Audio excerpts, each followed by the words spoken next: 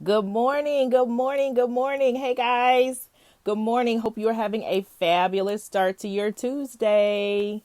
Today is Tuesday and we're going to talk about a reset. So come on in, grab a seat, pour your coffee. Okay, so here's what we're going to talk about. So I'm going to take you guys through an exercise that I like to use with my clients called a reset. And this is something that you can do. Hey Don, if you are having a bad day, like you're in a bad mood, something bad happened, frustrated you, you just had a conflict with somebody, you had an argument with somebody, but this is also something you can do if you're saying like, I need to move forward in my life. I am struggling to achieve a goal, or I'm struggling to reach this new level of success. I want to be able to, get this promotion, or I want to have a really great meeting with somebody, and I really want to figure out why I'm struggling to get through this season of my life. This is helpful if you want to do that as well. So we're going to talk about this 5-minute reset. So the first thing you want to do in this 5-minute reset is become a conscious observer of what's going on. And you're looking for the behaviors that you're actually exhibiting. So you want to become an observer of yourself. So if I was looking at you and seeing what you were doing, what are you actually doing? So I'm sitting on social media. I'm scrolling through my phone. I'm having an argument. I'm reading a book. I'm looking at the computer. These are the actions that I'm doing on the outside. So you want to become aware of those actions. That's the first step. The next thing you want to do, that should take maybe like 30 seconds or something. The next thing you want to do is get curious about what you're thinking and what you're feeling. And this is the important part. We're getting into that emotional intelligence piece where you really start to become aware of those things that you're thinking and feeling. Most of us spend a lot of our time just kind of on autopilot. We spend a lot of our time just doing the same things, just being very automatic. At 12 o'clock, you're going to go to the lunchroom and have lunch, whether you're hungry or not, because that's your pattern of behavior. Your brain is conditioned to keep things the same and to keep things normal. And so you want to know what the thought is or the feeling is behind that, because that's going to take you to step 3, which is this question you're going to ask yourself, which is going to make or break your success, right? If you can get good at asking this question and answering it well and answering it honestly, you will be able to master anything that you want to master in 2020 and beyond, okay? So the question is, does this feeling, thought, behavior serve me well? Right? Not is it good or bad, because there is no, it's not about good or bad. Not even about better or best, but does it serve me well? Right? And the reason you're asking yourself that is because you want to know whether or not what you're doing, thinking, feeling is keeping you where you are, which is stuck and unhappy, or where you want to go. So if you're saying like, nope, this doesn't serve me well, then step 4 is you can decide to make a different choice. So let me break down why this works. So first of all, this is about being emotionally intelligent. And the key to emotional intelligence is making sure that you are self-aware, that you understand emotion, and that you know how to manage emotion. Emotional intelligence is a key skill for anyone, whether they're in a position of leadership, whether they are a teacher, whether they are a counselor, whether they are a parent. You need to have self-control and be able to be aware and manage what you're feeling, because it's important that you be able to navigate that, right?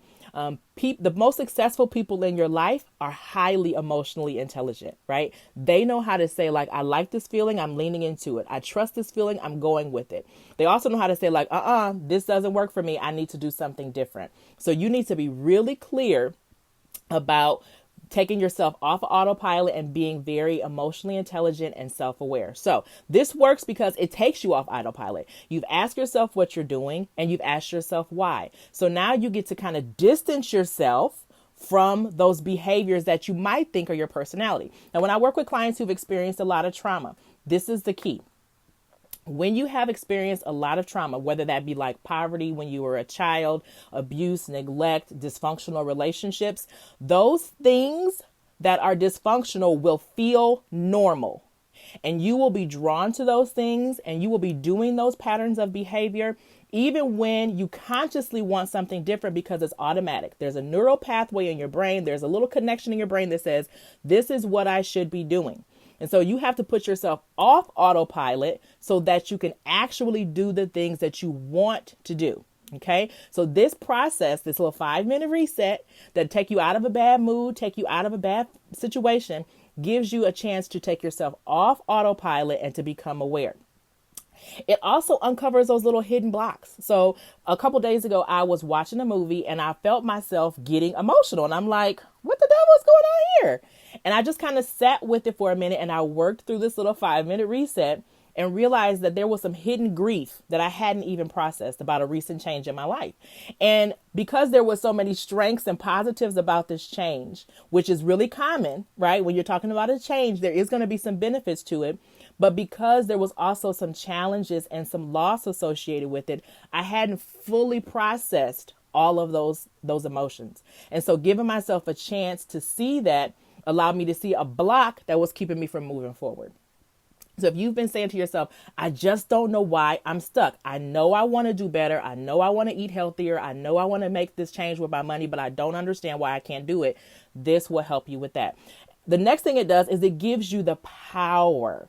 If you have been through some traumatic things, if you have been through some situations where you felt powerless or out of control, or a job situation changed, or somebody left you and you didn't want them to leave, or you've been abandoned, if you have been through some situations where you did not have power, the first power you have to take back is the power over the way that you feel. You do not want your feelings to own you and just toss you here and there. You want to own your feelings and decide whether you want to leave them on the side of the road or choose a different one. Okay.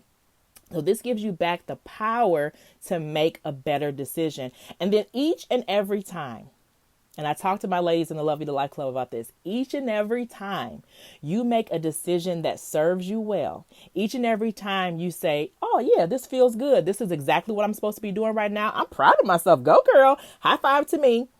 You get confidence that you can achieve, that you can manage, that you can be successful.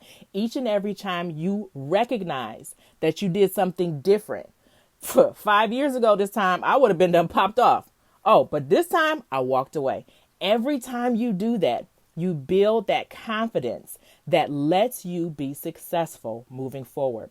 When we look at things like kids who are intelligent, but they go off to college, but they can't be successful, it's because they haven't processed emotionally all of the challenges of living on a college campus, living away from their friends and family, living away from the things that are normal to them.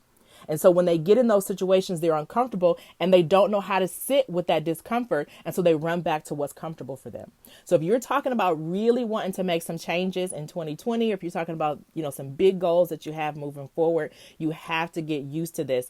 And this reset is a perfect technique. Now, I like to do a reset if I'm having a bad day. Like if I said like this day has just been, this day has kicked my butt. I like to do a reset to change the narrative, right?